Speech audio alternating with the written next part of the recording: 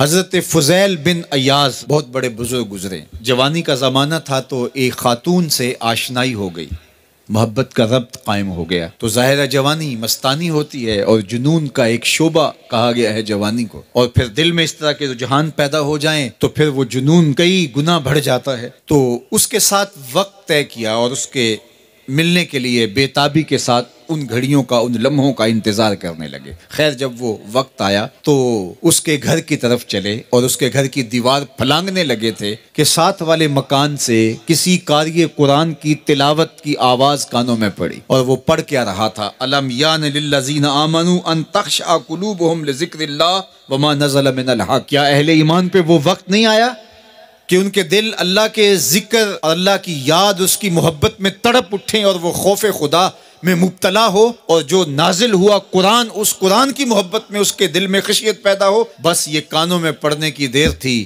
कि दोबारा गली में छलांग लगाई और कहा मेरे ऊपर वो वक्त आ गया है, और जंगलों को रोते हुए निकले। और हज़रत फ़ुज़ैल बिन अय्याज़ फिर वलियों के इमाम करार पाए। इस आयत ने उनकी ज़िंदगी बदल दी। किसी की 30 साल, किसी की 40 बरस, किसी की 50 साल, किसी की 60 साल ज़िंदगी यहाँ मौजूद लोगों में से किसी की इससे भी ज़्यादा और किसी की कम। इस आयत करीमा को ज़रा अपने ऊपर वारद करें तो अल्लाह हमें नसीब कर दे कि हमारे दिल तेरे खौफ से कांप उठे और तेरी खशियत से हमारे दिल लर्ज उठें और कुरान के साथ हमारा रब्त मजबूत और मुस्तहकम हो जाए और हम ये इकरार करते हुए तेरे हुजूर हाजिर हो जाएं, मालिक वो वक्त आ गया है कि हमारे दिल तेरी याद से, तेरी मोहब्बत से, तेरे प्यार से माला माल हो गए और अपनी बाकी ज़िंदगी हम तेरे प्यार में, तेरी मोहब्बत में और तेरी याद में बसर करेंगे।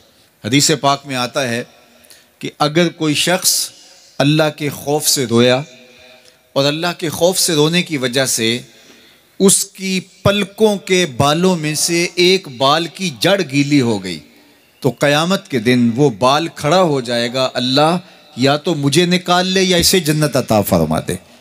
तो अल्लाह जल्ला शानुहु उस बाल को तो आंख से नहीं नोचेगा, बल्कि उस शख्स को अल्लाह जन्नत अता फरमा देगा। अल्लाह अकबर। गुनाहगार की आंख का पानी अल्लाह के गुस्से की आग को ठंडा कर देता है। इसलिए हमें रोने का कहा गया, फल यदहकू कलीलन वल यबकू कसीरा। अल्लाह अकबर। इरशाद फरमाया कि थोड़ा हंसा करो, ज्यादा रोया करो। सहाबा को हंसते हुए देखा तो आका करीम अलैहिस्सलाम ने फरमाया कि तुम्हारे तक अल्लाह की अमान नहीं पहुंची और तुम हंस रहे हो। अर्ज़ की हुजूर इसका कुफारा? तो फरमाया इसका कुफारा ये है कि जितना हंसे हो इतना ही तुम्हें रोना पड़ेगा। मैं और आप ज़रा अपनी ज़िंदगी पर गौर व तदब्बुर करें। हमारी ज़िंदगी में हंसना ज़्यादा है या रोना ज़्यादा है? सवेर से लेकर शाम तक कह कहे ज़्यादा हैं, ठट्ठे ज़्यादा हैं, मजाक ज़्यादा हैं, लतीफ़े ज़्यादा हैं, या इबरतें ज़्यादा हैं? तफक्कुर ज़्यादा है, तदब्बुर ज़्यादा है, सोच विचार ज़्यादा है, याद इलाही में तड़पना ज़्यादा है, आंखों से याद खुदा में बहने वाले आंसू ज़्यादा हैं, या गफलत से फूटते हुए कह कहे ज़्यादा है? मुझे और आपको अपनी ज़िंदगी का ज़रूर मुहासबा करना चाहिए। ठट्ठों से, मजाक से हमारी मजलिसें भरपूर होती हैं। हम दिन में जितना हंसते हैं, क्या उसका 10वां हिस्सा भी हम तन्हाई में बैठ के अल्लाह की याद में रोते हैं? अगर ऐसा है तो मुबारक हो, और अगर ऐसा नहीं है तो अल्लाह से आंसू मांगो, अल्लाह से दर्द मांगो, उसकी याद में रोना मांगो, उसके जिक्र में तड़पना मांगो, उसकी मोहब्बत में बेताबियां मांगो, आंसू मांगो, सिसकियां मांगो, तड़पने फड़कने की तौफीक दे, दिले मुर्तज़ा सोज़े सिद्दीक दे।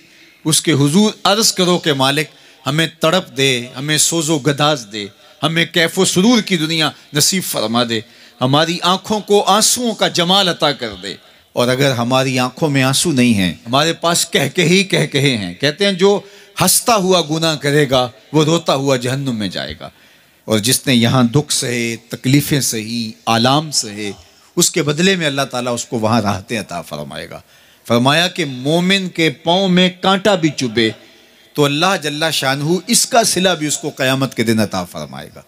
तो ये जो तफक्कुरात हैं, ये जो दुख आते हैं, ये जो तकलीफ़ें आती हैं, मसाइब आते हैं, मुश्किलात आती हैं, अज़ियतें हमें पहुँचती हैं, तो इस पर सब्र करना चाहिए और अल्लाह का शुक्र अदा करना चाहिए कि हम इन मसाइब से गुज़र रहे हैं, इन मुश्किलों से गुज़र रहे हैं।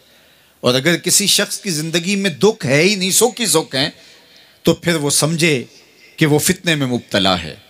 इसलिए ज़िंदगी के अंदर ये आने वाली तकलीफ़ें, ज़िंदगी में मिलने वाले दुख, अज़ियतें, ये अल्लाह ताला की तरफ से हमारे ऊपर एक इनाम है और अल्लाह ताला जल्ला शानहू उसके बदले में हमें आखिरत में सिला अता फरमाने वाला है।